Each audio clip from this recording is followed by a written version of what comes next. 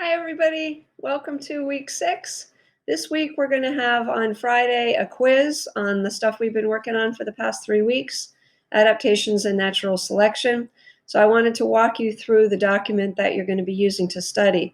Now, if you've been doing the assignment steadily for the past 3 weeks, you're going to have no problem with this. It's a repeat of a lot of the stuff we've done. You might want to skip a lot of the review slides and just try testing yourself, and I'll show you where that is. So there's first slide is a table of contents. There are 6 parts. Mostly the 5 are the one you're going to be looking at. The 6 is extra. So you can just click on each of these and it will take you directly to those slides, but I'm going to walk you through it just so you can see what's here. So the first part is important vocabulary, and it's just a big old slide with the adaptation definitions, adaptation, physical adaptation, behavioral adaptation, and also natural selection. So basically, an animal gets to be the way it is with any kind of crazy features or interesting survival strategies over time. If an animal has a particular trait that helps it survive and gives it an advantage in its environment, it's more likely to survive, to have kids, to pass on that trait to its offspring. And over time, all the ones that survive are the ones that have that trait. If they have traits that are not so helpful in the environment, they might die before they ever get to reproduce, and that trait kind of fades away. So part 2 is the big ideas. Now you'll notice that I put the assignments that you've already done on these slides, so you can refer back to those. They're all still in Classroom.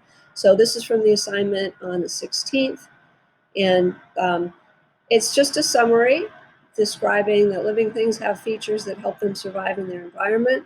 Plants, animals, bacteria, they all have them. We're going to focus on animals.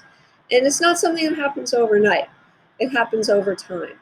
So for example, Darwin's finches in the video that you saw on natural selection, they lived on different islands, and on different islands there were different sources of food. So over many, many generations over time, they developed different beak shapes to help them get food in the environment on the particular island where they lived. So those are called adaptations. And again, it's something that takes many generations. It can take even millions of years, hundreds to millions of years, for an adaptation to develop. So, for example, humans have changed over many millions of years to, well, really thousands of years, to being an animal that is perhaps more like a chimp, although we're not directly descended from chimps. They are our closest relative, to something that walks upright and wears suits and uses smartphones. The next part is a review of physical versus behavioral adaptations. This is from the assignments on the 16th of April. You had a slideshow that had a video embedded, and then you had to decide with several different animals whether their adaptations were behavioral or physical. This is just a review of the assignment that you may have already done, I hope.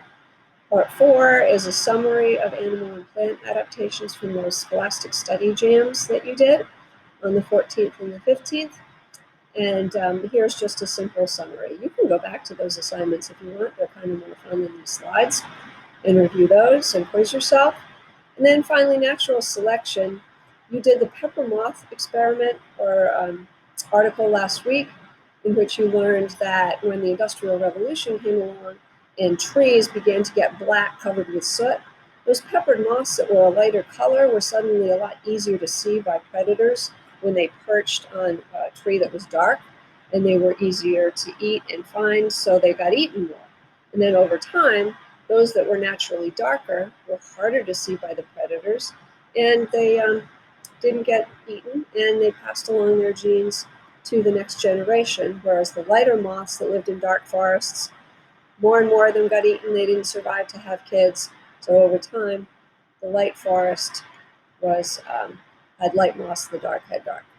Okay, so next you have an opportunity to quiz yourself.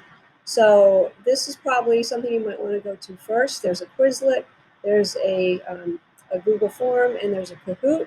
So please use this, quiz yourself. On Thursday, we're going to have live Kahoot, 11 and 1 o'clock, and test on Friday. So good luck. Please reach out with any questions